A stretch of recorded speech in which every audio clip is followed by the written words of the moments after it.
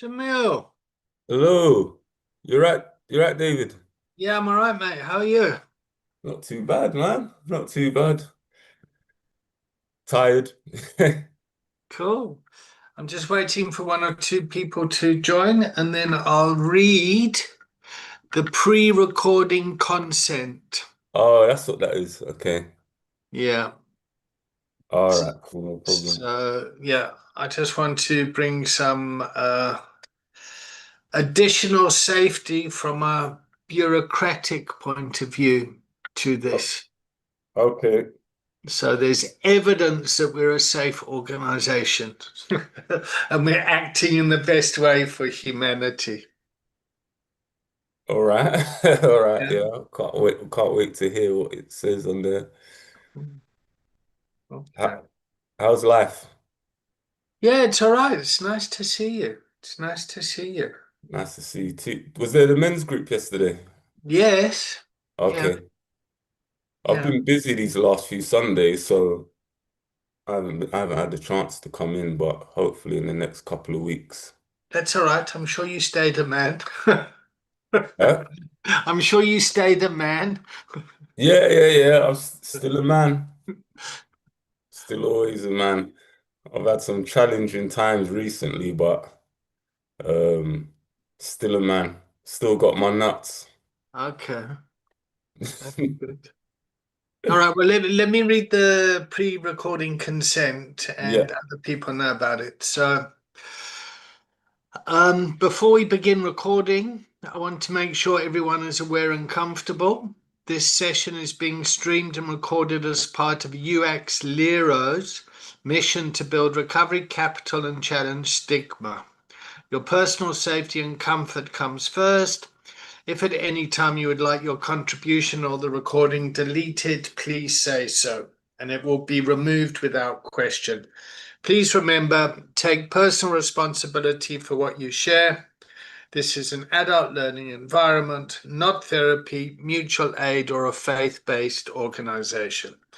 If you're happy to proceed, please give a verbal yes or yes, use the chat to confirm that you consent to the recording. Was that a yes? yes, Cool. definitely. Here comes Charlie. Let me put my phone on mute. Charlie, you there? Yeah, I'm here. Are you good for us to record? Yeah, of course I am. You right, Charlie? Can't watch Cool. your meal, brother. Guy, There man. we go. All right. Well, that was the paperwork done.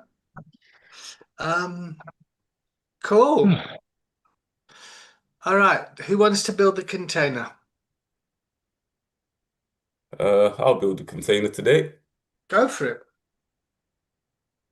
All right, guys, welcome to Tuesday morning container. Glad we're all here today. Um, David's gone through the consent of recording, which is new to me. Sorry, is that something that you'll do read it out every session? I think so. Yeah. Just Yeah, to create a kind of a standard. yeah, yeah, that would be good. That would be good. And let's start with check-ins. I'll go first. Checking in, feeling glad to be back in the container. It always feels when I miss a week, it doesn't feel like I've missed a week. It always feels like about 4 weeks. I'm so used to it being a weekly thing now that when I miss it, it yeah, it feels a bit strange coming back and it feels like a long time. But I'm happy to be here. Had a very heavy weekend, um, which was sort of carried on. I thought by now I would have been all right with it. I was around people who haven't seen me in most people there in over a decade. So they remember the crazy Jamal, the alcohol, always a drink in one hand, cigarette in the other hand, off to the toilet occasionally. And it was so strange to be around there. It was so weird. And the socializing that I've stopped doing a lot of it made me so exhausted going around hugging, how you been? Da, da, da, da, da, da, da. It took a lot out of me, but happy to be here. And I'll tag Charlie.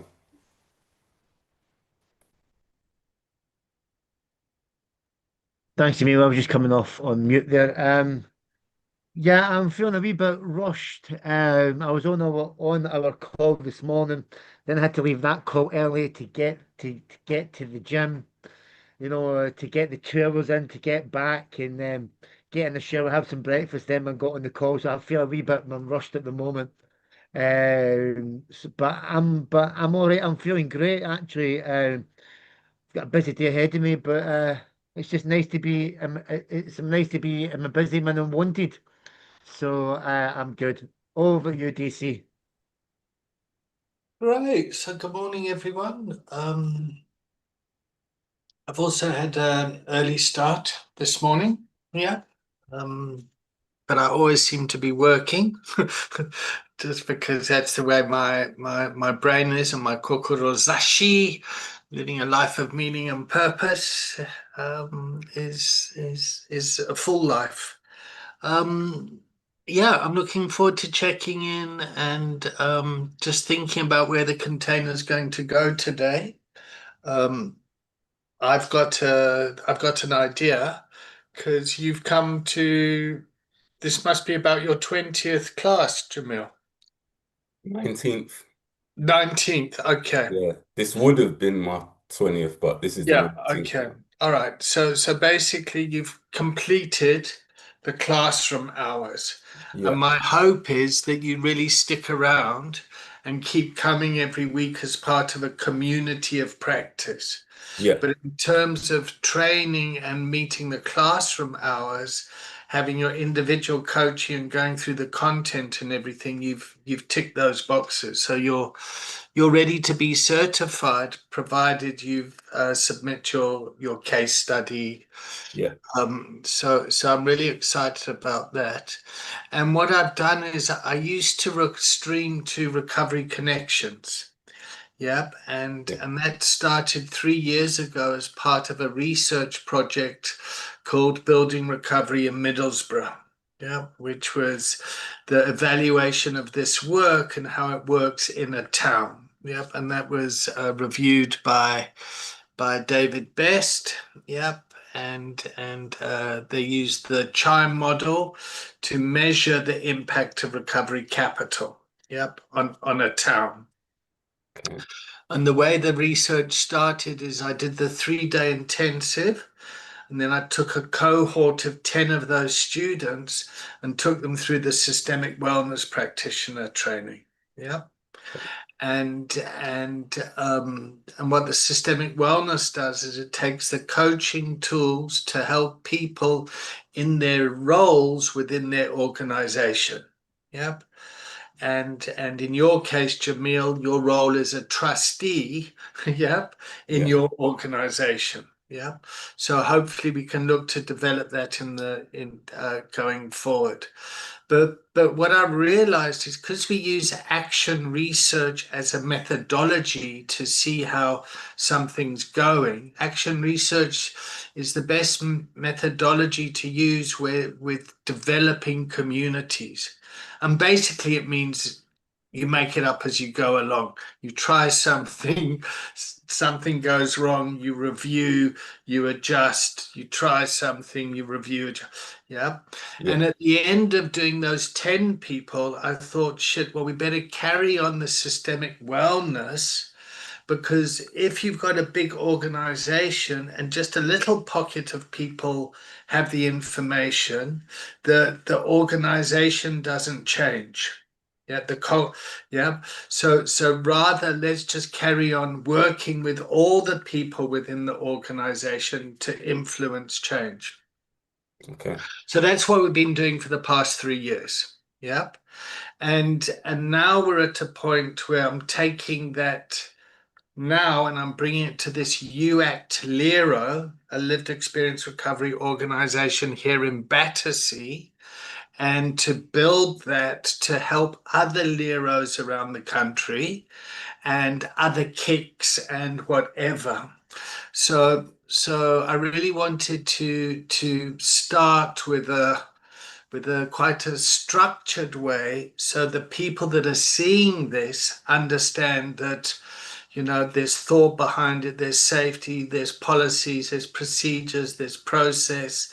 We're part of the College of Lived Experience. We're aligned with the Dame Carol Black report, government strategy of harm to hope, OHID, and that is a very long-winded check-in, but I just wanted to kind of place the container where we're at.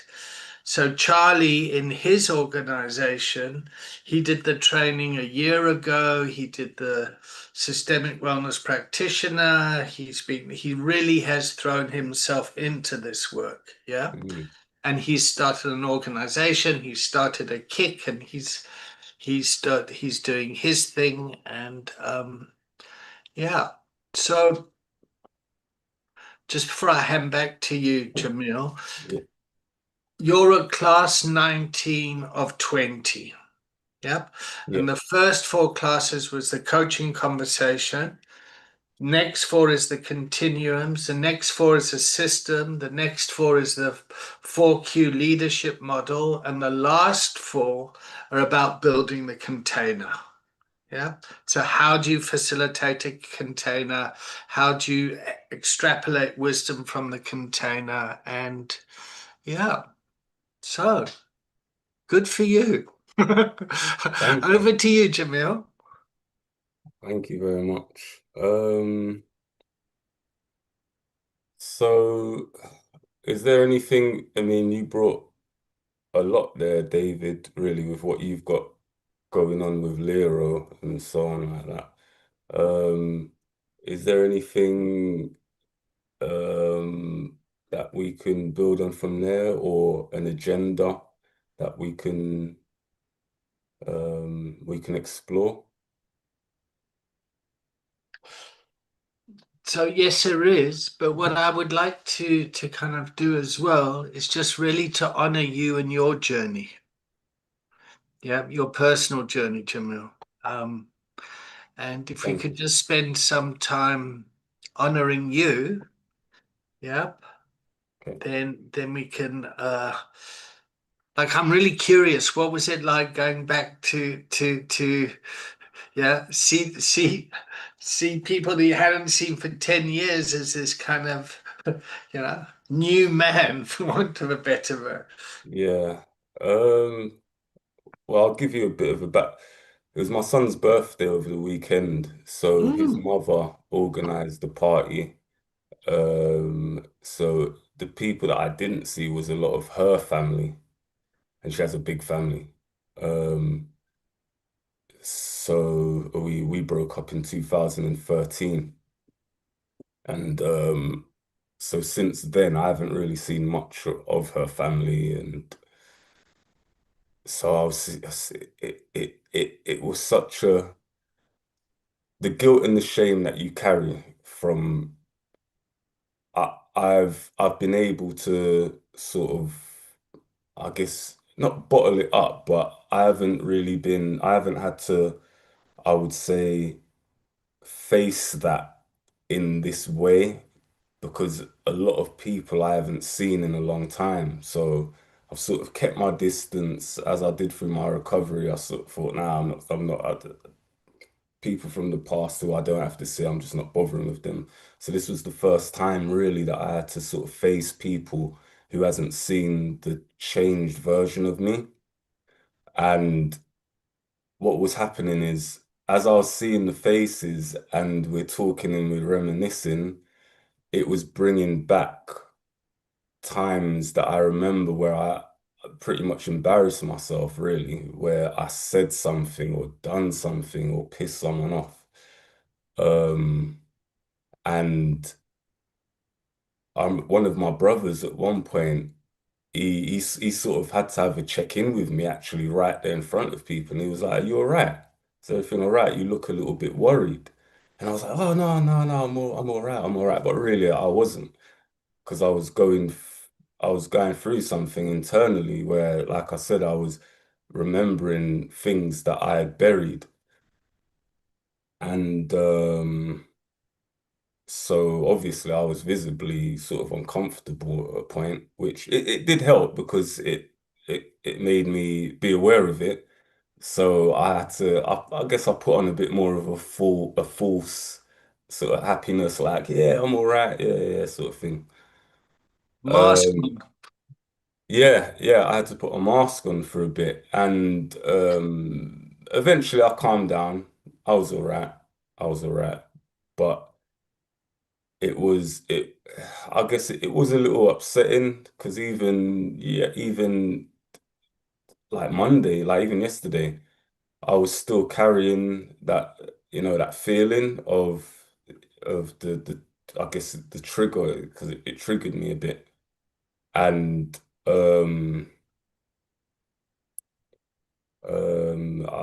yeah, I don't know. It was the first time that I had felt that in a long time, sort of the shame and the guilt coming back.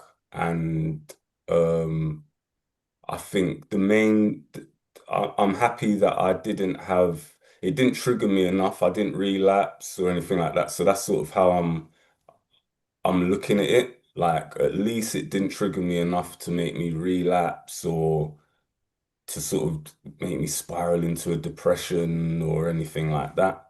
I've stayed positive. And I feel like it was a test. It was a test that I passed. That's the only way that's the way that I'm looking at it. I had a test, a big test there, and I passed it, I think. Um, but yeah, it was just weird, and I got irritable at the end. Well, sorry, on the way home, I felt I was being a bit irritable and with my parents and my girlfriend. But that was more the just being tired at the end of it, of all the hugging and yeah, how you doing? What you been up to? And this, that, and the other. And I'm just not So used to proud of it. you. Yeah, oh my gosh. Yeah, yeah, yeah. And there was a bit of that as well. And so yeah, that's it really.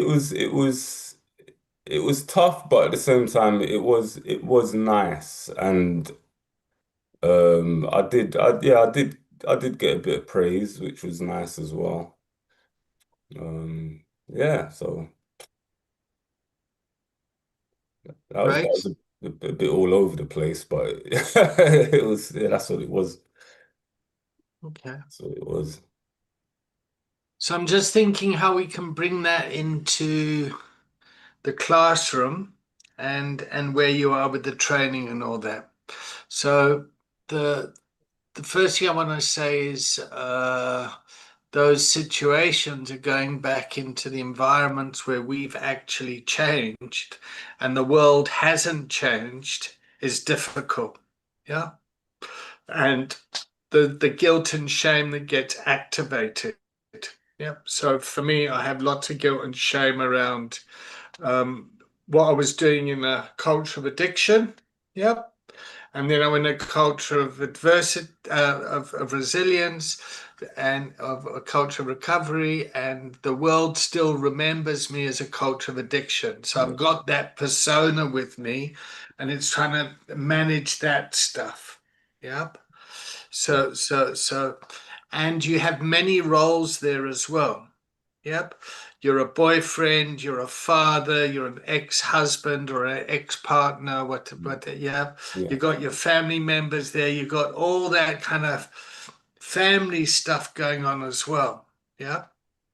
yeah, And then you've got the systemic angst, for want of a better word, the anxiety that people have when they come together.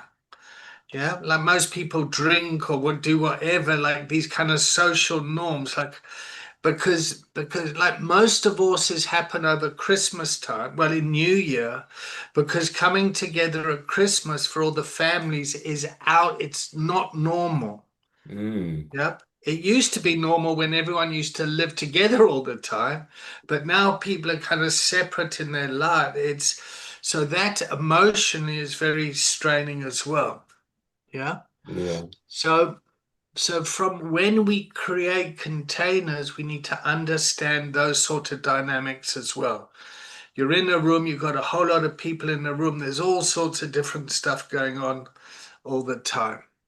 And as coaches, we got to kind of not frap, yep, Yeah. and to trust that the container will come up with the answer. Yep. And that's the hard part. And I always say I get paid a lot of money to say I don't know. Mm. Yeah. So yeah. Charlie, would you like to come in? Yeah. How long have you been in recovery for, Jamil? 6 years. So April would be 6 years. So I'm getting close to 6.5 years now. Wow, that's a good bit of time. That really good bit of time. I was just Yeah. curious. Yeah. Um, my first year in recovery, I was so broken. So like I was so broken. It was as if like the Alcoholics Anonymous held my hand through the first year because I didn't know my left from my right. I just didn't know. It was it was agonizing, but it was gratitude at the same time. And I kind of put it down to like I had two railings my whole life called alcohol and drugs. And whenever a thought came in, I could just grab onto those two. And and then especially my first year, it was like I never had that, so I had to hug AA with every breath I had, and I never ventured into like a pub or any sort of place where I thought this may cause me any sort of damage. It took me to, I mean, actually, it took me to Christmas, New Year, I mean, just past actually before I actually went to, I would probably call me like before I went back and I seen my old mates. So that was like 2.5 years maybe.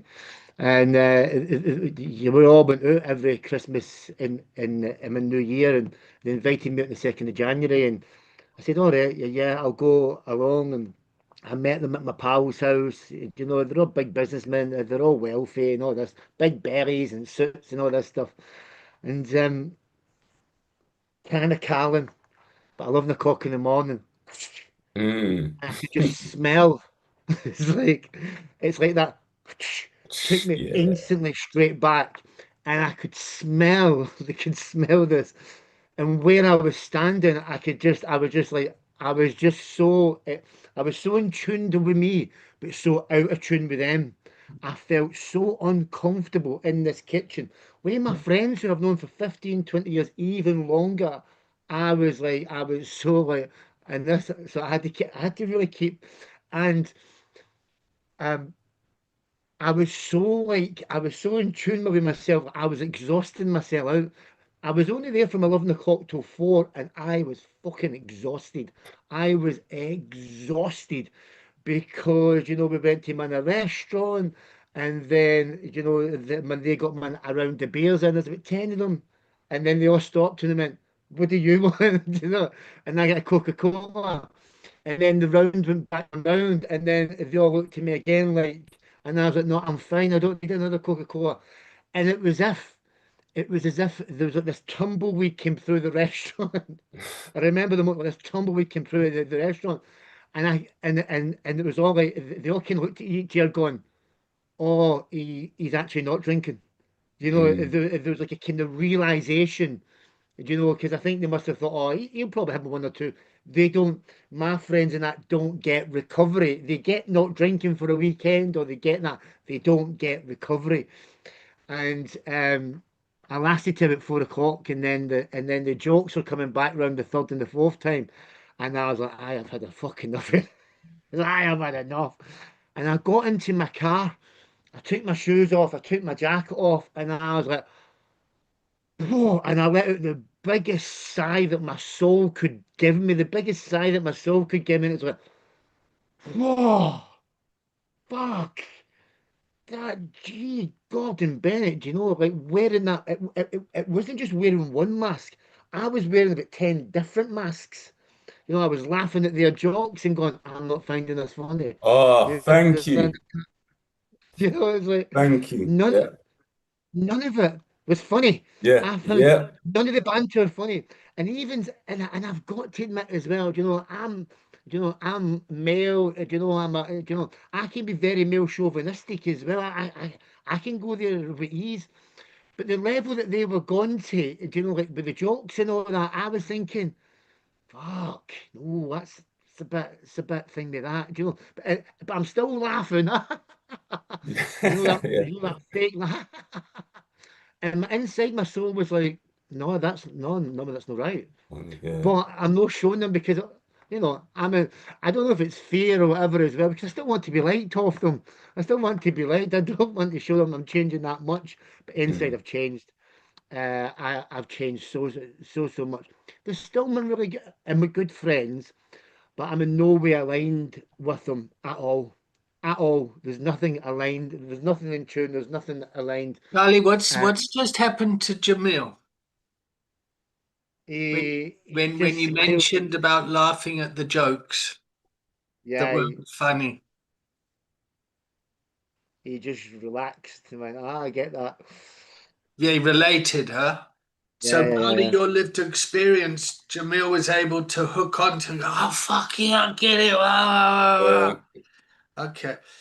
Jamil, what was the benefit for you of hearing Charlie talk about that? Again, you said it relates. It Okay. relates to me. So what we've done there is there's a common bond, created some more rapport there from having that Right? relatability. Um, that was good to hear because I don't feel like, and when you were saying about the different masks and the exhaustion as well, the exhaustion is so real in that situation So when it it's normalizes it, huh? yeah. Yeah, the physical, mental exhaustion after those situations, the The environment. physical, mental, I get it. Fuck. Yeah. Oh, it's horrible. It's horrible. And I guess that's the changing of the mask because you're acting really. You're putting Yep. on a show, and Good point, Jamil. Good point. Good yeah, point. The you're having to Jamil show or like the Charlie show. yeah. You're sort of putting on a show, and yeah, it's like putting in a shift. The hours that you're there with these It's work, people, huh? yeah, it's like work, and yeah, it's you start to like Charlie said, it's like they're still your friends, and you still want to be liked, and you still want to be able to hang out with them, but at the same time, you're realizing that you probably don't have that much in common.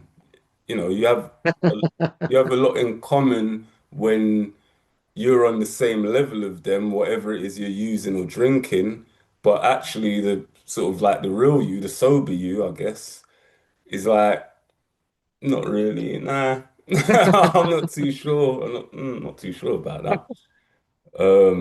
And it's a it's a real sort of coming to the realization type of thing in that situation. So, So how do you guys stay authentic in those environments? that's a So, good question. yeah, because one of my challenges is I always want to be authentic.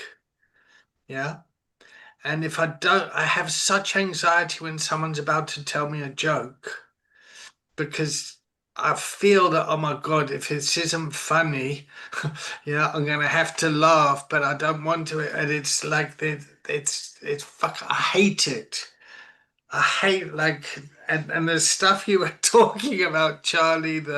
It becomes a nightmare for me, and I don't want to seem like a fucking party pooper, but also it's like fuck, guys, come on. It's Um, and then when I keep quiet to keep the peace, I betray myself. And then if I speak up, yep. I kind of betray myself as well because it has an impact then to other people. Um, my friends hadn't seen me for 2.5 years. They'd seen Mm, me on my social media and they kind of kept lightly in touch. And they were really looking forward to seeing me. They were really looking forward because I was the life and soul. mm. I just walked in the pub and I went, "Wah!"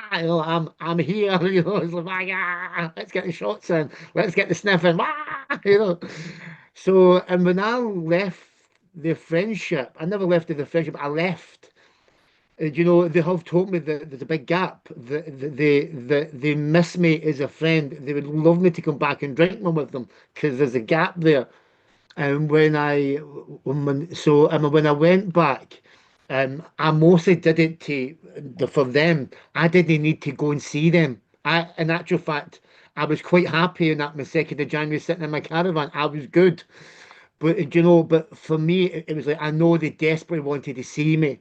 And for me, I was happy with not being in a not thoroughly being in a line with myself, what I would call myself being in these rooms, and really putting my alignment towards my friends, and that's kind of really what I did. And the word exhaustion doesn't even come into it because my soul was exhausted, and I Mm. think as Jamil had said, it was acting. It is acting, and you hit that nail on the head. It is acting, and but for me, I didn't mind not being as authentic as what I normally am. I knew deep inside that I wasn't being, and the jokes and everything else, the real fucking, real mad jokes, like real fucking. And I was laughing, and inside going, fuck, pick your time and then leave. And so I was authentic to myself to the point where I knew what time I had to leave, let them get on whatever they wanted to get on with. They were going to the pub and all that afterwards. I came, I've done my bit, I've breathed my sigh of relief, and I'm going home. So for me, I was authentic to the cause. I was authentic to the cause, and they loved seeing me. Give me big hugs afterwards, and when I left at 4 o'clock. So for that, to me, I served that purpose, and I was quite happy with what I did. And I'm glad, and I'm hoping it's going to be another 2.5 years before I go again. Demille, what are you learning about creating a container here? Sorry, so I didn't catch that part there. What are you learning about creating a container here? Um, I think it's the the container kind of builds its own life, I guess. Great. Mm. Um, the thing is, I think with these containers, where there's usually an agenda, um, everyone can have an input in any agenda, it seems. I don't think there's much. It seems quite relatable. Usually, we all sort of have something that input into a container. All the containers that I've been in, I think everyone's sort of had an input. So the agenda always, um, yeah, always just seems to create the to create the container, make the container work and grow. Right. Okay. Can you see the screen? Can you see the whiteboard? Yeah, Yeah. yeah. What's the best color to draw in for you, Jamil? The Is best. black on white all right?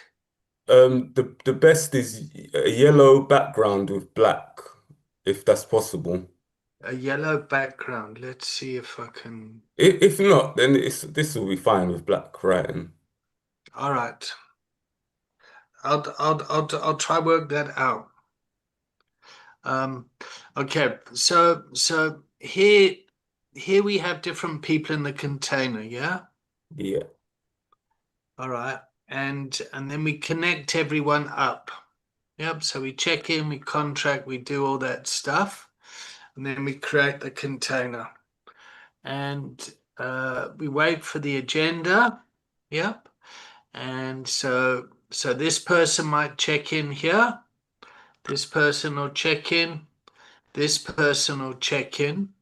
Now, each person's going to either be in a culture of recovery or a culture of resilience or a culture of adversity, culture of addiction.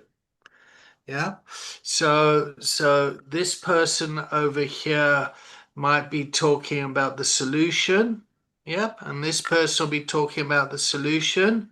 And this person here is kind of stuck in the problem. Does that make sense? Yeah. Now, as a facilitator, you want to kind of keep the whole container moving towards a culture of recovery, a culture of resilience. Yeah. So you want to make sure that the container is kind of moving up towards a culture of resilience. Does that make sense? Can you see Yeah. that? Yeah. Mhm. Yeah, you got that? Yeah. I got it. Okay, cool.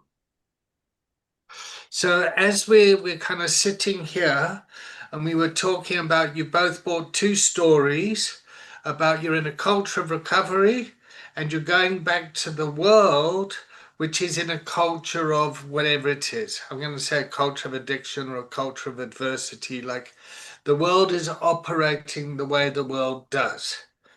And you've both come into a culture of recovery, culture of resilience, and you've had a personality change. Your role has changed. Yeah, you're no longer Jamil the junkie, you're Jamil recovery. Yeah, Yeah. or crackhead Charlie, is now Charlie in recovery, or Christian Charlie, or whatever. So people project onto you like, who is this person now? Mm. And you go to that old environment and that projection is happening. Yeah. Yeah. And you've had this internal stuff going on inside you. Yeah, fucking this mask. Oh, I better put on that mask. And you both got out, you got into your cars. Charlie let off a big sigh. And you got into the car with your girlfriend and your parents, and you're a bit fucking irritated. And oh, I'm Mm. exhausted now. I just Yeah. need some downtime. Yeah. The first thing I think we need to do is just kind of normalize that and say that is a culture of recovery and resilience. That's the hard part. That's like, that's like going to gym and doing the press ups or the push ups, or your stomach's burning and your arm like it's sore. But Mm. that's kind of what it is. And you get stronger and stronger. Mm. Yeah. Yeah. Yeah. Okay. Now, when you're in the role of a coach and you're in the professional role, when you go into that environment, people are going to project onto you, what's the answer? What must I do? How must I do? This is my story. You got clean. You did this. What must I do? Da, da, da. And it's very hard to say, I don't know. What do you think? I don't know where we're going to go with this. I Mm. don't know. What do you want to talk about today? Does that make sense? Yeah. Yeah. And that is the thing that's going to kind of keep you in integrity, in professional integrity to the role that you guys find yourselves in as professional recovery coaches. Okay. Oh, Hey, that's a bit of a bit of a mouthful there, eh? yeah. I fully understand. Because like you said, it's easy to frap, isn't it? It's easy to frap. And if we if you're good natured and you want to help, when someone asks a question immediately, oh yeah, I know the answer, I can help you. But it's about staying disciplined and professional to what it is that we're doing. So I do get that.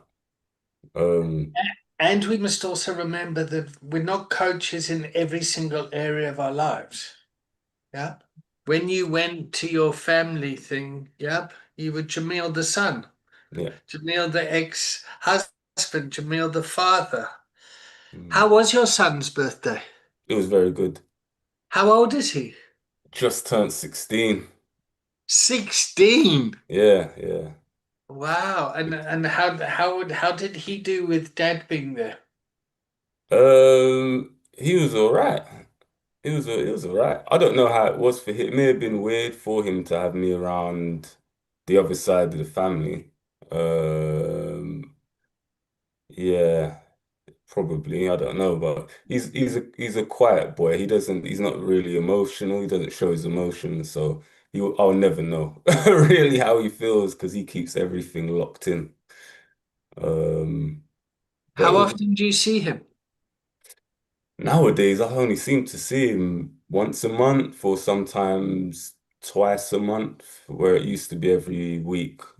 Now he's older, he has his own life, doesn't he? So, So he's transitioned into teenagehood. right, he's got a girlfriend who I met for the first time. Oh, what was that like? That was interesting because I've never met any of his girlfriends. He seems to go through quite a lot, which is crazy. But yeah, that was good. That was good meeting his girlfriend and meeting his best friend as well for the first time. So I told his best friend that he needs to hold him accountable. To hold my son accountable. For what? But anything that he does, he's got a best his best friend is the sensible one out of the two, and my son is the mischievous one. So I've heard that his best friend is the level-headed one that keeps him in check. So I was just basically telling him, keep doing that, please, if you can. Um, so it was good. I was being a proper dad. Yeah. That feels like you were like, yeah. Yeah, I was being a proper dad. Um, I You was, know, I, yeah, when my ex-wife phoned me up, when Claire phoned me up and said, Jack, my son, when he was 16, he was caught smoking dope at school. Yeah, I fucking went off. I went straight into fucking everything I knew about addiction and how to cope with it just went out the window. I just went, "What the fuck are you doing? How can you do this after all we told you and all this?" I just, I just became fucking psycho dad that was clueless. yeah, Yeah. And I had to kind of calm down a bit and step back, and then I kind of realized, okay, form an alliance with the mother, give a consistent message. What is it we're going to do? But initially, I just became like the dad that you were talking about yeah. there. Is it the fatherly instinct and you having the knowledge Yeah. is So what so kicks in, so coach went out the window and dad stepped in. Yeah. right? And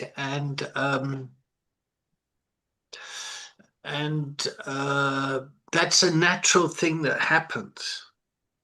You know, my girlfriend's doing counseling at college, and then she's talking to me this morning when I woke up, and then all of a sudden, I thought, what the fuck? She's counseling me. Fuck off! Don't counsel me. Yeah, it's like the role is like be my girlfriend. Yeah, Yeah, oh, she asked one of those stupid counseling questions. yeah. And my kids do it as well. It's like my daughter tell me, "Don't fucking touch me." Do you find that as well, Charlie, that you step into coaching roles with loved ones? Um, very rarely, very rarely. When I'm outside the coaching, I just go straight into me.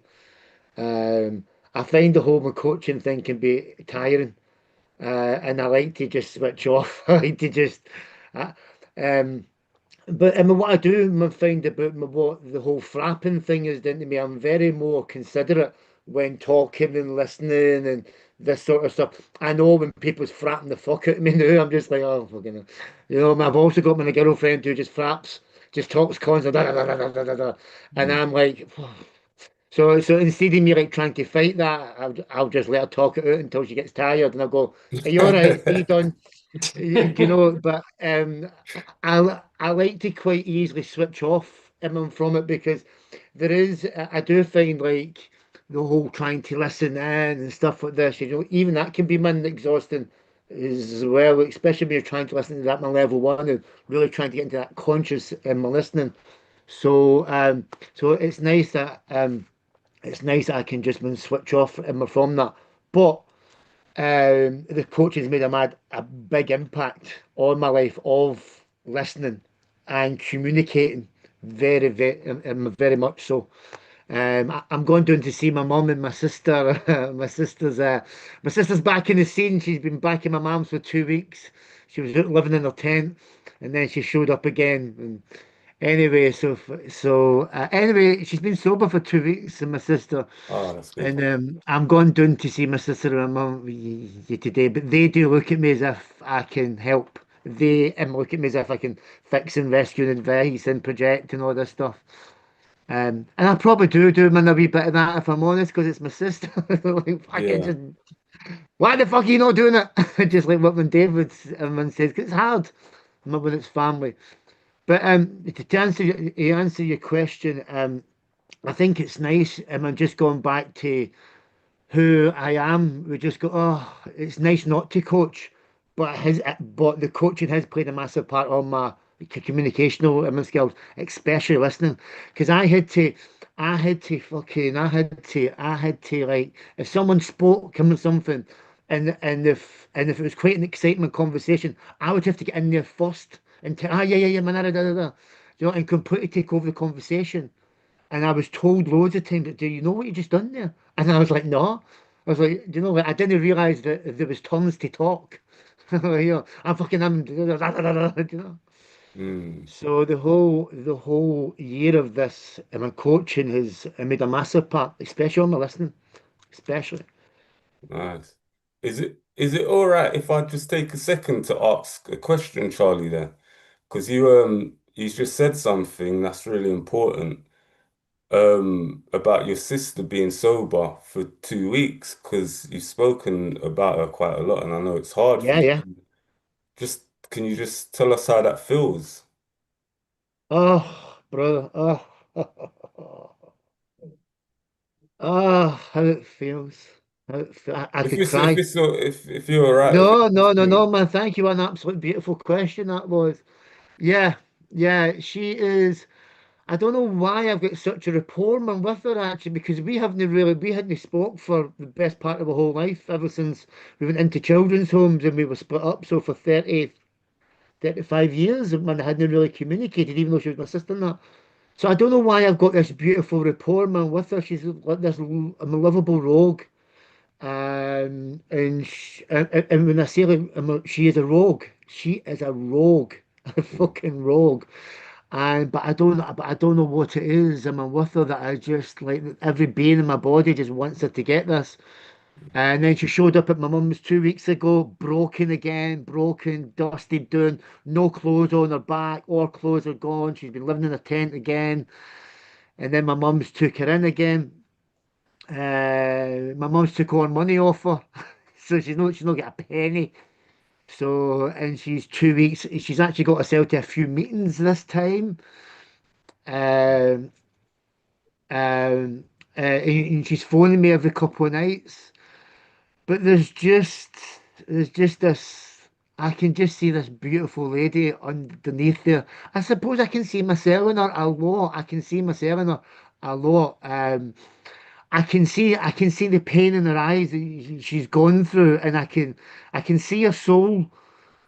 I can see her, so I know that she's wanting out of this. Whereas my brother, he's different. He's the kind of he wants out of this, but he's still playing me all the time. You know, my brother's different. With my sister, I can see her soul.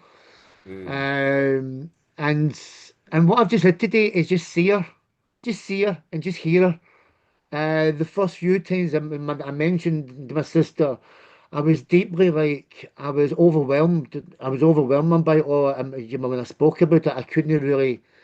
But this time there's a kind of like, it's just a kind of like, I see you and I hear you, and I absolutely adore you, man, and love you. And I've never had a closer bond with my sister in addiction than what I've got with him right now. But I thoroughly believe that she will get it. She will get it. I don't know when she will get it, but she's got the right heart. She has got the right heart, and I can see that she's got the right heart. So whenever her time is, if she doesn't Mm, kill herself, because that's also man, a realistic possibility to the levels that she goes at. Because I've never like seen a level where she goes to. Um, so I mean, yeah, I hope that answers your question yeah, there, Jamie. A me, massive sigh. Thanks, brother. yeah, I could see the release, the feeling almost of like it's been a journey. You know, that Yeah, sigh was just like it's been a journey, but things are getting better. And you know what? yeah. She's got the best big brother to sort of have as support for her because you seem like you're really protective. It sounds like Mm, she's got a good family unit around her that wants to make sure that she does well. So no, I wish her thanks, all the Jamie. best, man. Thanks, brother. Yeah, yeah, I wish her all the So, best. Charlie, when you talk about the bond, yeah, just think that your soul passed through your mother. Your Hmm. mother's body was a vessel to bring you in to the world. Uh-huh. And your sister went through that same Process. vessel, what Yeah. it had, body, whatever you want to, but like you've both been born out of the same human being. Mm. Yeah. And you came through first. I mean, Yeah. it's quite tender when we look at it from Yeah. that side, huh? I don't have the same bond as my two main brothers. I love them, and I know both of my brothers better than I know my sister. But there's something about my sister that my soul attaches to her. That's great. What you said there, I mean, David, I bond with that. But there's something more, something like I don't know what it is. By not knowing her, and I suppose it's the struggle that I've seen her go through, because this has been a struggle that I've never seen. I know it's a trouble that exists, but I've never seen anybody go through this level of struggle to beat addiction. I just haven't. It's yeah, I suppose it's a struggle. I don't know what it is, but something something I don't know what it is. If love could maybe give me like a kind of like other word, a kind of But thanks, David. I appreciate that, man. Very tender. All right, should we take a break there? Yep, Yeah, Yeah. yep. All right, so Jamil, thanks for holding the container. We'll take a 10-minute break. Yep. And then Charlie, can you take the container next? absolutely. Yeah? Absolutely. All right, I'll see you guys at 5 past. All See you right, at five thanks. past, gang. All right.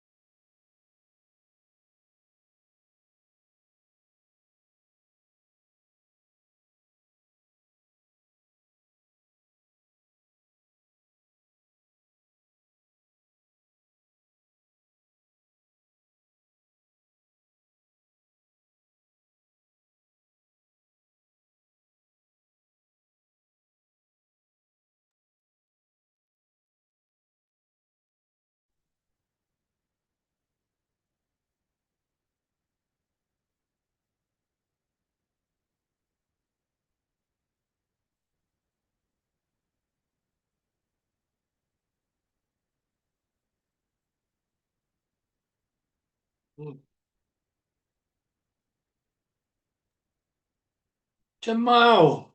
Hello, hello, hello. Ooh. Oh, I proposed to my girlfriend last Friday as well. Wow. Congratulations, Mazel Tov. Thank you, thank you. That happened as well. That's what I mean. It was a really heavy weekend. Okay. Did she say yes? Of course, come on. You seen this? You seen this face? She had to. She had no choice. No choice.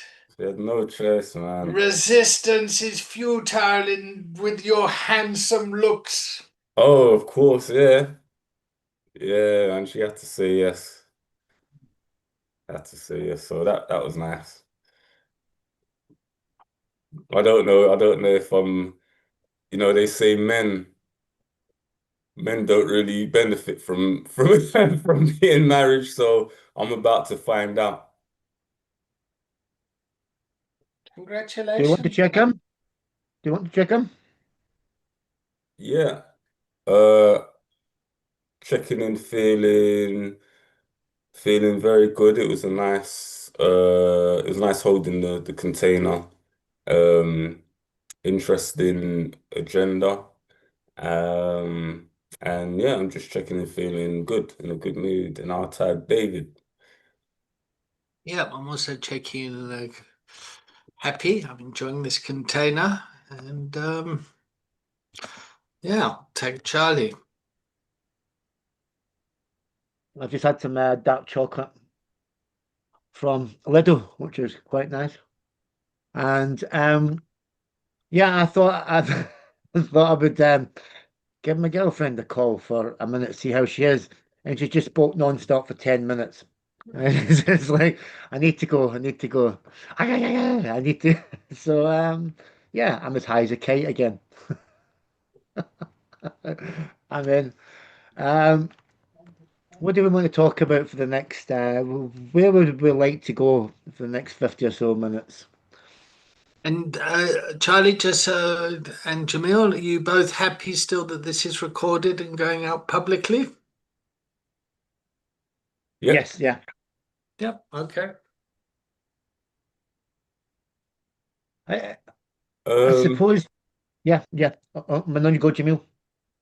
oh yeah, no, I was gonna bring up something about what David earlier when he asked about authenticity. Sorry, I don't mean to go back into the old container, but yeah, when he brought up about how do you keep your authenticity, and I was going to ask the question by saying, well, what I've done is that I just stop hanging around those people. I've kind of just distanced myself from people that I have to, which means that a lot of the people from the past, I just no longer have a connection with them, and anyone who I do is very at a distance. So I was interested. What I would have asked is, have you guys found that friendship groups have changed, or have you had to sort of unfriend people, I guess, like unfriend people, and how has that and how has that affected things? How has that affected life? Do you how do you feel about doing things like that? If you have done things like that?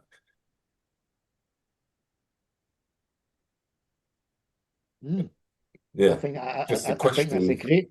I think that's a great question. Does anybody want to answer? David, do you? Sure. So I'm not sure how to answer it if I'm completely honest as well. Because I'm coming up to 60 years old, and it just feels as if everything's kind of going into a melting pot. Um,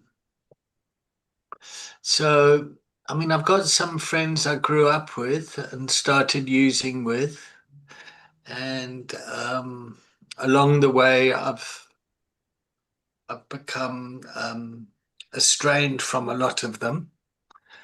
Yeah. And then I've made new friends, which I've made in recovery when I joined 12-step fellowships, which I've become estranged from when I've found a different way, or I found this way of of doing things.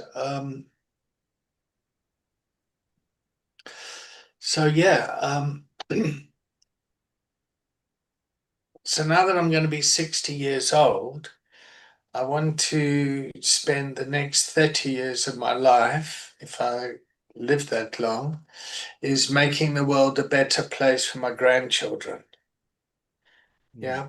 Whereas the previous 30 years of my life was about kind of preparing myself for these 30 years in terms of retirement and career and all that sort of stuff. And I think those personal motivators have influenced the type of relationships I've been around. And the first 30 years of my life, yeah, particularly the last 15 of those 30 years, was about who can I hang around with and get as high as possible with. Yeah. So ultimately the common denominator in all of these is me and my own internal desires and what I want and need. And the reason I like help people is because it helps me. It makes me feel good about me. Yeah. And I don't want to delude myself about, when you start, or when you start to get resentful about helping other people, it's no longer helpful. The spiritual component leaves it. Yeah. So if I'm helping people and it's not fulfilling my spirit, if I'm getting resentful about it, burnt out, cynical, all that sort of stuff, people pleasing, I'm no longer in the healthy part of that role. Does that make sense? Doesn't mean like some days it's like, oh, for fuck's sakes, I can't listen to Charlie and his shit. You know, that's I get it. that's fine. But when it becomes a constant thing, you know, sorry, I might be going off track a lot here, but one of the things is when I started the rehab. Yep. And it's like got all my sponsees and like, yeah, let's go carry the message, build a rehab. There are no rehabs here, help the junkies, cure the crackheads, all that. And I know people out there will fucking won't like my language now, but fuck, that's a different conversation. But when I did that sort of stuff and we moved from kind of sponsorship into trying to create a business, the dynamics changed and the roles changed. And I found myself becoming very people pleasing and enabling in my behavior. So really what happened is my codependency started to come up. My codependency is like I base my self-esteem and who I am on somebody else's behavior. And when I explored that a bit more, I found there was just a desperate little boy in me that wants to build a business to sober up his father. I always want to burst into tears when I touch that place.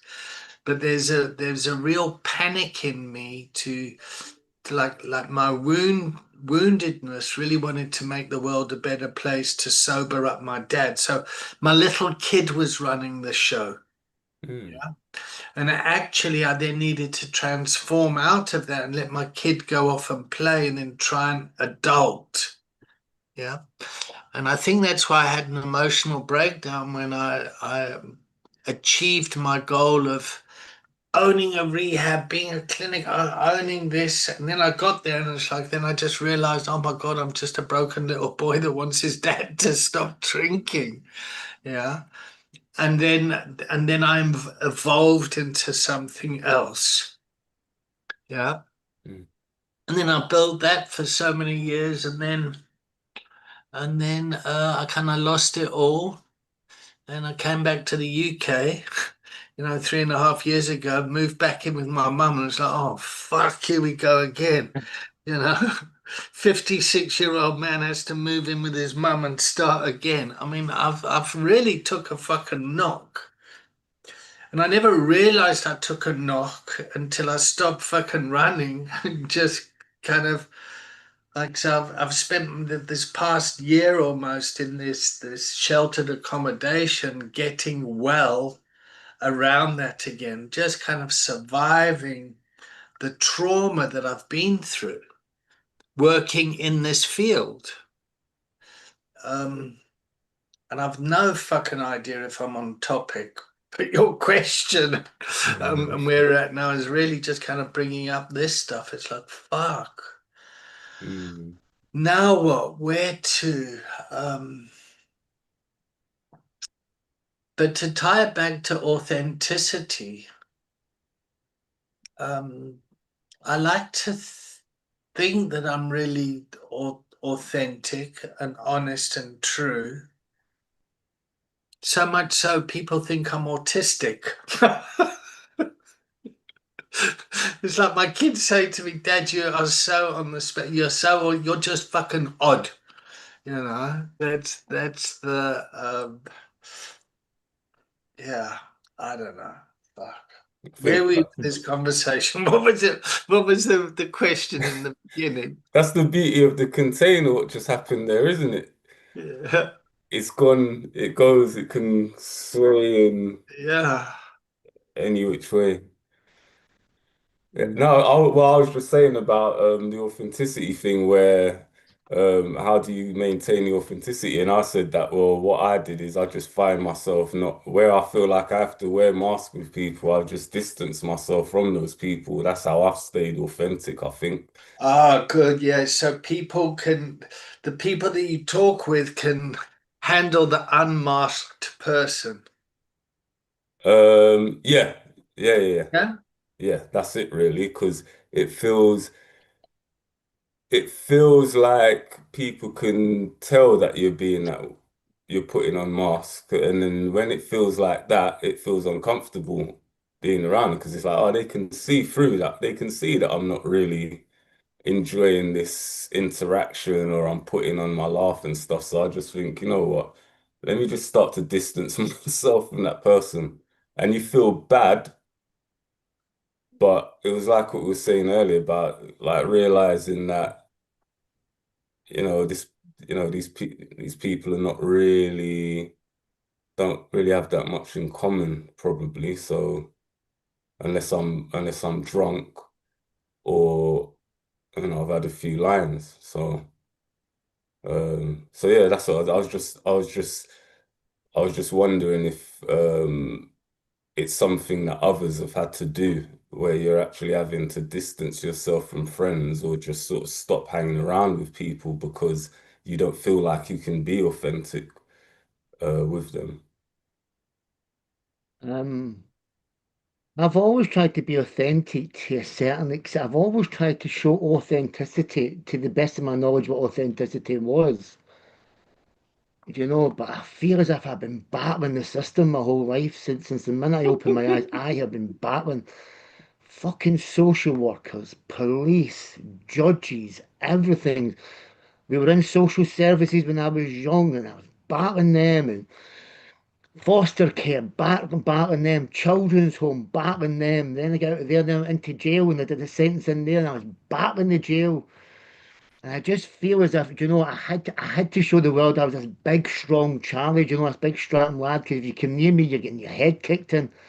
And I Mm, was like, I've been battling my whole life. And the last few weeks, my head has gave me a part of that battle back. Has gave me a part of the memory back, and I had a real battle. I was volunteering about 15 years ago for an organisation here in Stockton and Team called the Moses project, and it was really like giving food parcels to the homeless and all this stuff. mm, And they were working with addicts and all this stuff, and I was helping them volunteer and all. I was trying to find my way and all this. And I was out one Sunday night and I had a one night stand And so much so that I got a phone call a few months later that this some girl was, and I'm pregnant, and I'm in anyway, so Yeah. it is what it is. 2 weeks before the kid was going to be born, I found out that this girl was a heroin addict. Like she'd been battling heroin, but had hid it.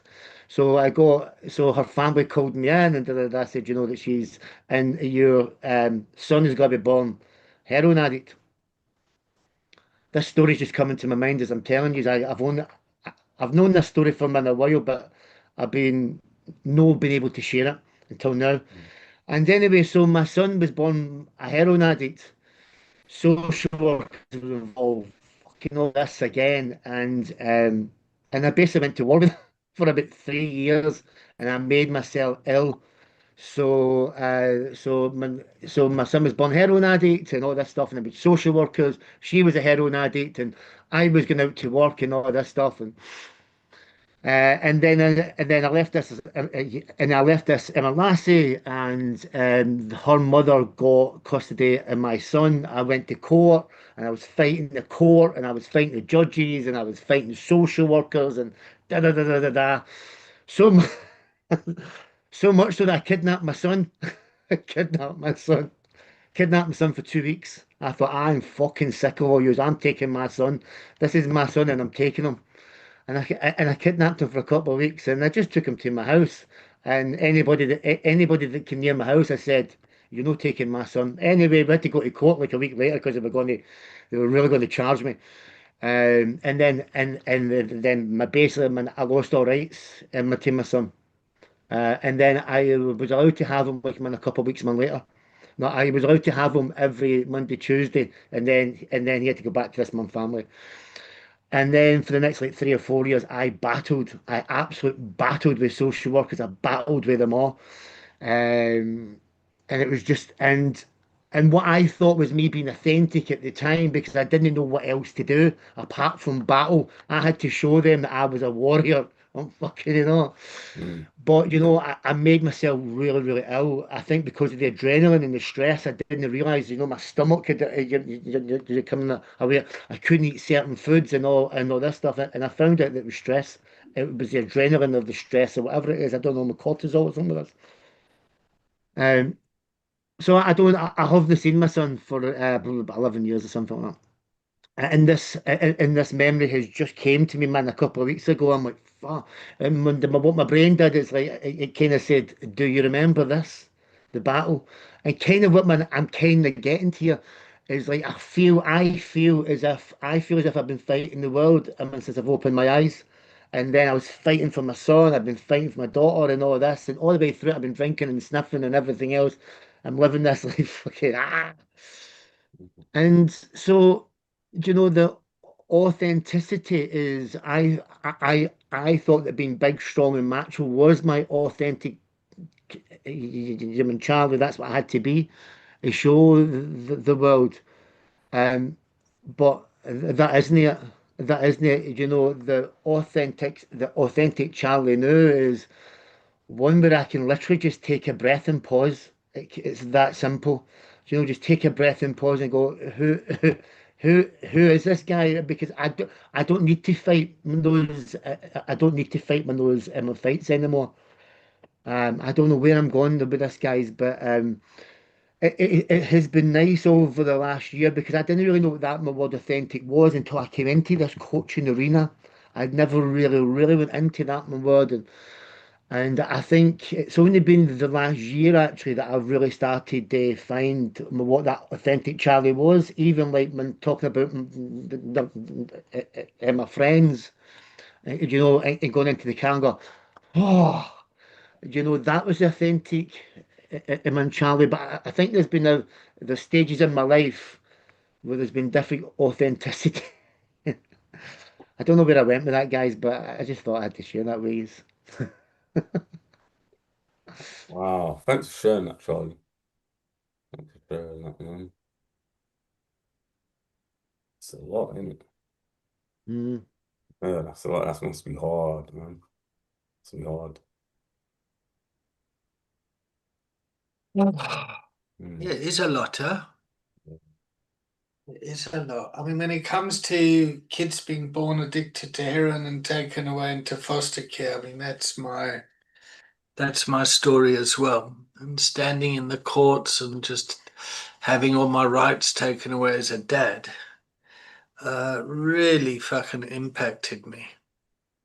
I mean, I remember at the time and I was in the madness, but I remember at the time just like, fuck, this has happened. And then I had a flip thought that thought, fucking hell, I've got a good story to tell the crack dealer. I'm going to go around there and ask for credit. And there was like I mean, it's just a kind of a weird, like where the fuck was my thinking? But the shame of that stuff I've carried for a long time. It's only about 6 years ago, maybe 7, maybe 8 years ago. I was with Jack, my son, and his now wife. But they met and he's like showing around. He's like introducing his girlfriend to his dad, and fucking, we all got pissed, and fucking, all the truths coming out and talking. Da, da, da. And I remember talking about the shame of what went on, because I mean, this girl was just like, what family am I fucking getting involved with? And then I suddenly noticed my son wasn't carrying the shame that I was Mm. carrying, and it wasn't serving him for me being this man carrying the shame. And I suddenly realized how um, I'm going to say selfish just because I can't find another word, but me keeping myself small and like that wasn't beneficial for my son. You know, my son wants to be like, fucking yeah, there's my dad. I'm proud of you. It's and I got a glimpse of like how this wasn't serving me, and yeah, just to start to move out of that guilt and shame place. Yeah, Mm. and I think a lot of recovery circles keep people in that shame. Whereas coaching is about fucking get over that shit. Let's move on now. Mm. Like, what do you want? Like, okay, we get you're a fuck up, but now what? And yeah, let's do it. Let's just do it. It's very empowering coaching, the coaching conversation, the containers. And it's like, okay, Jamil, we get it. Like, fuck, now what, mate? Yeah. And and people don't like that either. It's like, who do you think you are? I mean, Charlie, who do you think you are going off and being brilliant?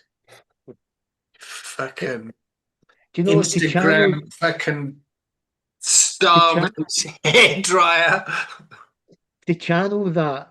I always thought anger and aggression was the expression of the man, especially where I came from, or anywhere. Even I thought anger and aggression and that volatileness was the real answer of a man. That's just what I thought.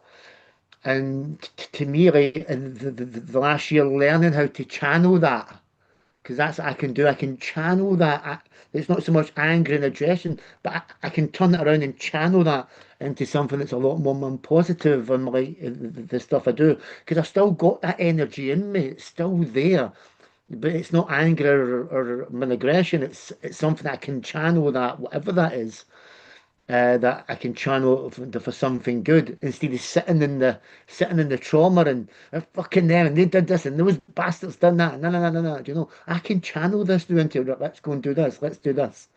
And I think Where's your that's where son now, Charlie? my son Emma lives about 20 miles away.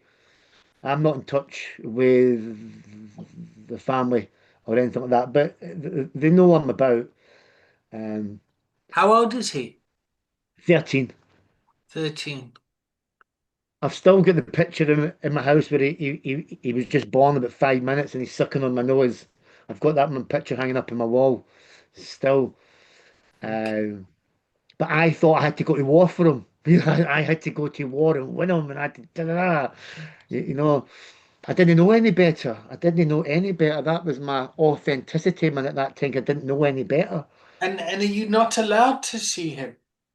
I suppose I would be allowed to go and yeah. I suppose if I was to make if I was to make some queries and whatever else, then I don't see why not. And would that be something you'd like to explore?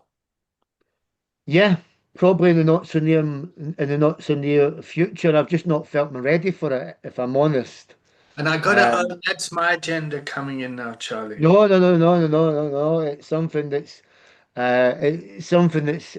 keep coming up in my mind every now and again, and then like all that stuff I told you about, I completely forgotten about that. That was about 4 or 5 years. I got into like 2 minutes there. Um, so I had forgotten all about that. Well, I don't know if I'd forgotten, but it just wasn't there to be in my thought So about. so so you're in a space now, in a container now, where it's okay to come up and have a look at. Yeah, yeah, I mean, sometimes when it's like this intimate and there's a few men, then I just feel really, really comfortable in this space. Whether I would have shared that in a more kind of and more people and the females. I may not have shared that if I'm honest, but I just thought this was the right time, and it's helped me loads. Because it's the first time it's actually come out my mouth. Hmm. And you How, didn't stutter once when mm, it came out, huh? Mm, how, yeah. how, how do you think having your son in your life now, how do you think it will impact life if he was in your life now? Um, I have no idea. I've Mm, absolutely no idea at all.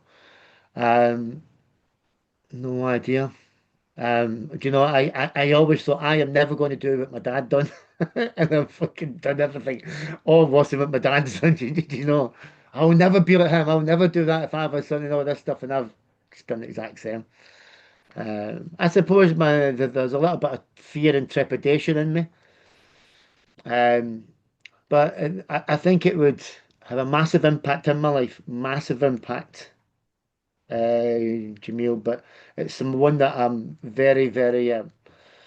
I would probably use the word scared to touch. mm, So I wanted to say two things from my perspective, if I may, Charlie. And Please this do. is just my experience. My experience is as a man that once I've become a father, I've been chased away. That's one thing. And I see a lot of men have been chased away from the homes.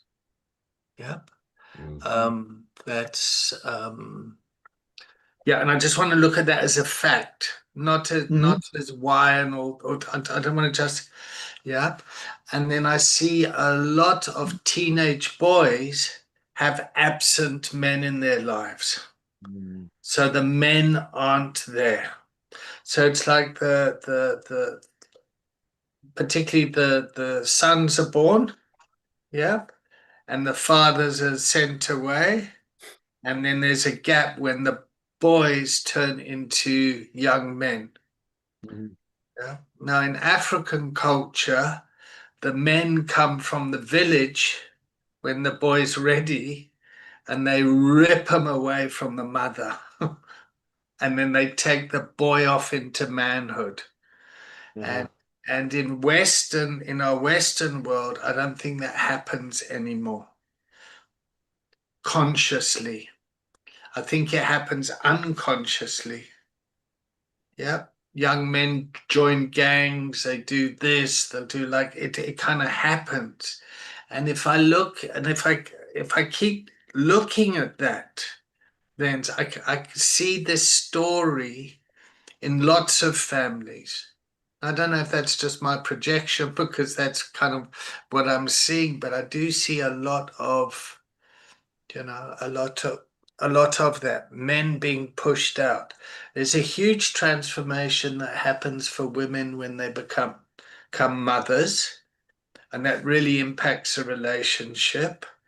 And and that's not really talked about. How do families transition? Um, yeah. So I'm still curious to learn. That's what. And I'd love you to support you, Charlie, in rebuilding your relationship with your 13-year-old son, because a teenage boy needs his dad That's a fact. Yeah.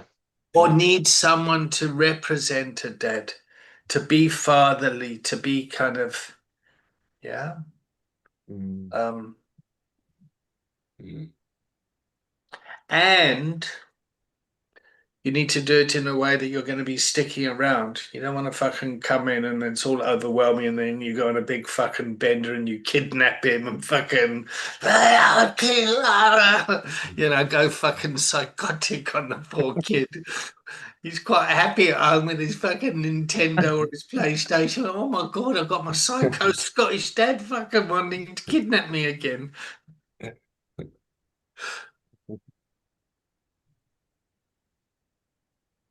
Yeah, I do hope that goes whatever you choose to do, you know. Hope that goes well, Charlie. Where are you, Jamil, in this conversation? Sorry, say that again. Where are you in this conversation? Me, well, similar sort of thing. When my son was, I think it was about a month before his fourth birthday, me and his mother broke up. And same old story, I get kicked out the house. And everything sort of comes crashing down, falls apart. Um, it was a lot to do with my alcohol, the drinking. I was an alcoholic, but I didn't know it. Um, you should know if you're drinking like 10 cans of cider a day, shouldn't you? But somehow I didn't know. But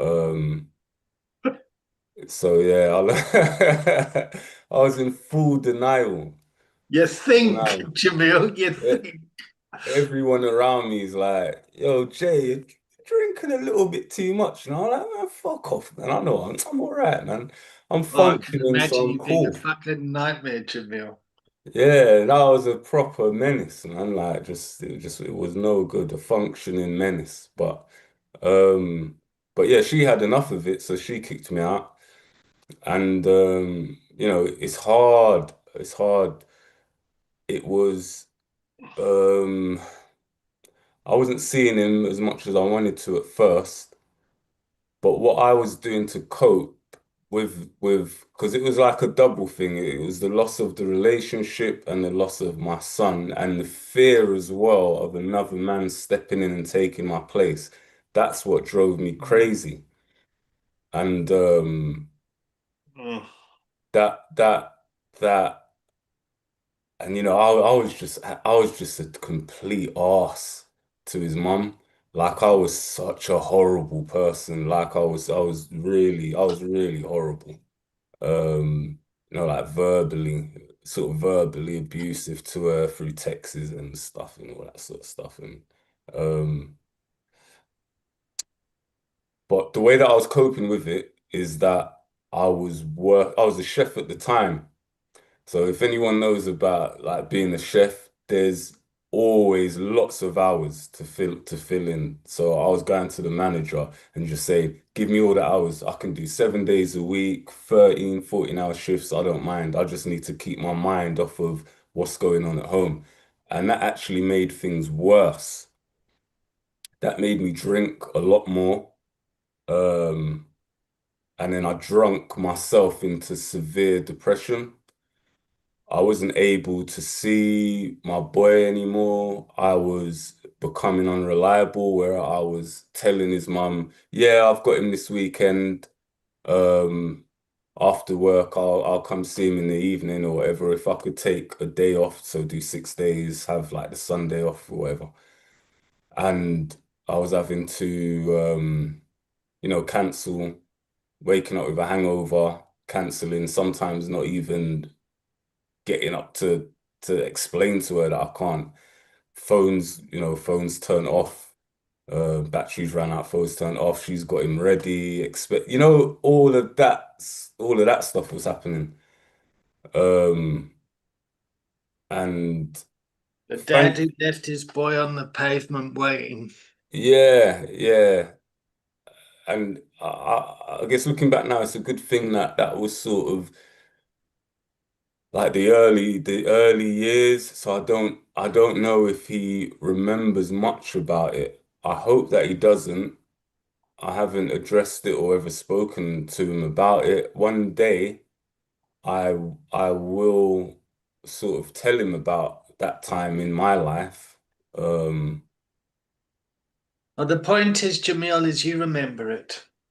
yeah, yeah, Yeah, you're the culprit. You're the like, fuck, I did that. It's like Charlie saying, "Oh my God, I turned into my dad." It's like me turning into my dad. It's yeah, it's the yeah, the container, the robustness of the container can hold harsh truths that we're actually fucking looking at. yeah, It's like, fuck, yeah, that was me. yeah, yeah.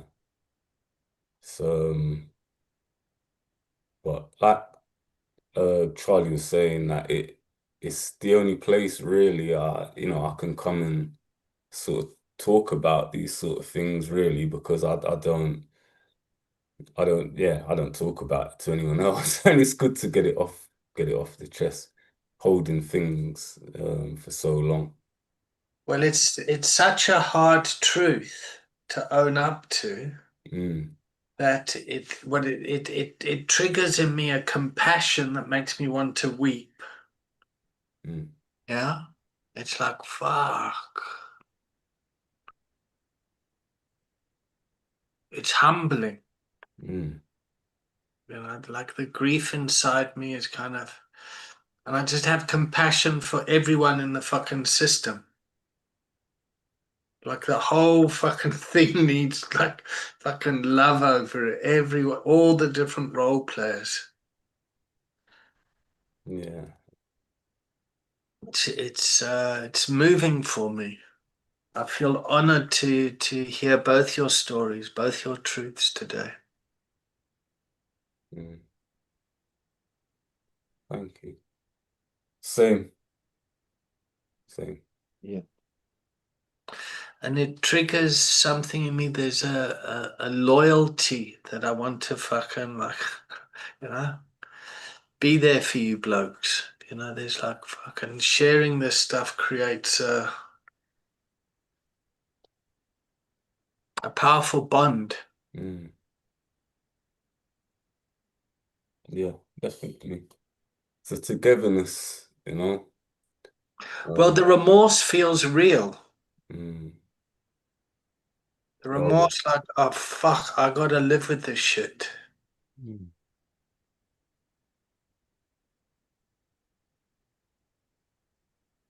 Yeah. Sorry, Jamil, did I interrupt you there? Maybe I did. No, no, no, no. I'm just agreeing. Just like, yeah, yeah, it does. It Yeah. does. It does. There's a definitely serious amount of remorse there. Um, I mean, you can only apologize. I apologized to his mum to the point where she's got sick of it. So I've stopped apologizing about the past, how I was back then. Um, and I guess it ties back to seeing her family. Hmm. I don't know how much of what was going on she told them. So I have that kind of uncomfortable feeling of, that they were aware of what was going on, but how much were they aware? So, that guilt and shame is even more like, oh, It's awful, huh? it's horrible, but like I said, everybody was nice. So I was like, all right, but yes, serious remorse, serious amounts of remorse. Yeah.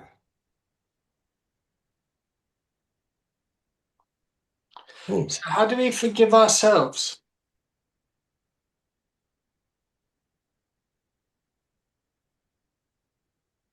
Mm. I guess we look at the good that we are doing now and the changes that we've made. I think that we're not who we were. I think is that a way of forgiving ourselves? I don't know. I Uh, don't, I mean, I'm asking myself this question. It's like, I mean, like I realized how my shame was being indulgent and wasn't helping my son. And I've still got to come to terms with the fact that like, there's a fucking monster that lives inside of me. And, and yeah, and I struggle with interacting in the world. Yeah.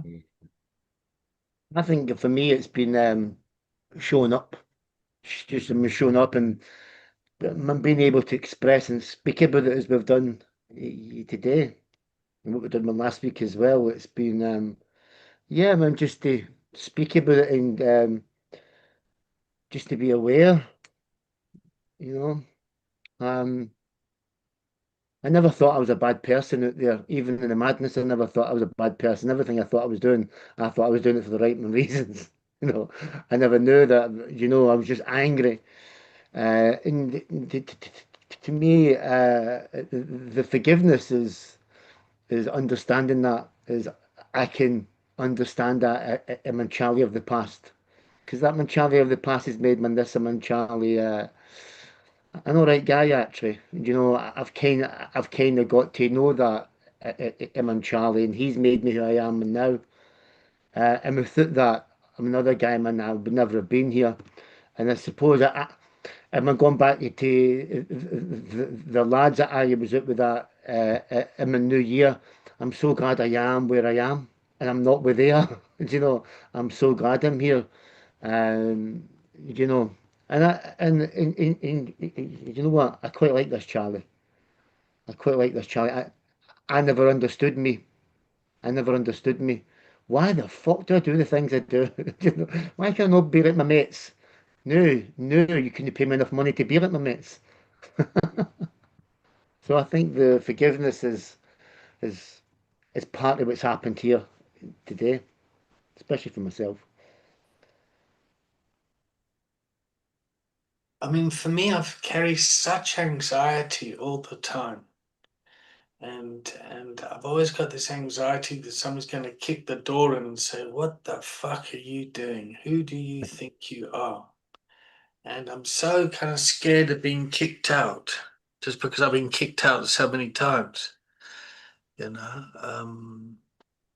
I mean, even from my days when I was kind of in London squatting, like you come home, you find all your shit on the street, and you're fucking homeless again. Yeah, or the organizations I've worked with and been fired, or like, the getting kicked out of the fellowship because I fucking had a drink, that's like just fuck. mm, And it becomes a kind of a self-fulfilling prophecy as well.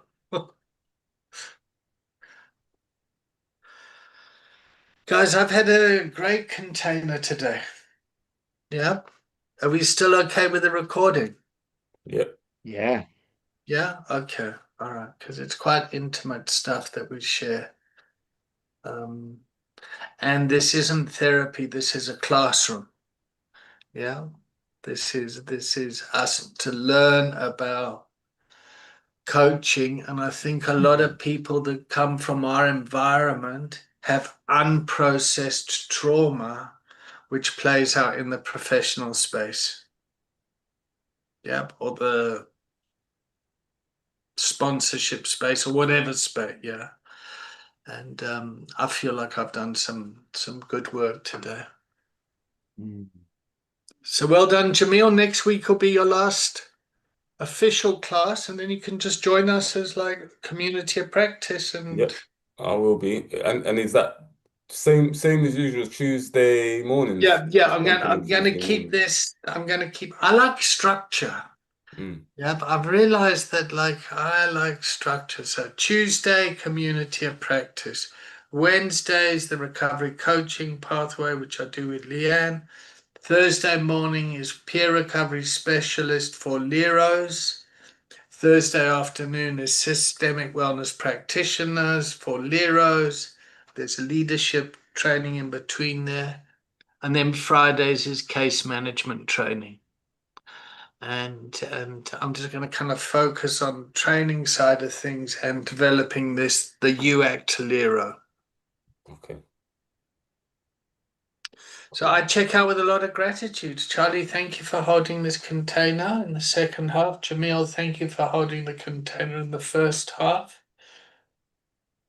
I check out with joy. I've learned a lot today, as always. I'll take Charlie. Thanks, David. Yeah, man, thanks you two men for listening to us. I really enjoyed that, and I'm bringing up that story about my son for the first time in many years. It was quite cathartic. So I've got Tai Chi after this. I've got some chicken just prepped there. That I'm going to have some chicken and some vegetables, and then I'm off to Tai Chi, and that's me for my afternoon, guys. Jimmy, Thanks, Charlie.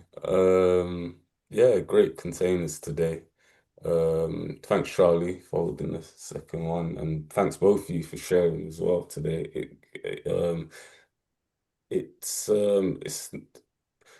nice being in an environment where with people who can relate to what you've been through. Um, yeah, and just have real conversations, real honest conversation, no judgment. Um, and yeah, it's good. I'll definitely make sure that I continue even after my last session next week. I'll still be making appearances and just glad to be a part of it all. And my afternoon is going to be. I had a session last night, so I've got to fill out my case study sheet from last night, and that's my afternoon. So yeah, that's me. Cool. All right, everyone. I've got group therapy tonight and counselling. Yeah, yeah, but you enjoy need it. it. We don't. Yeah, I definitely need it. All right, we Yeah. finished 10 minutes early. Good. Thank you both very All right, much. all right. Lots of Thanks, Take care, guys. lads. Bye, bye. man. See you later. See you Bye, later. man.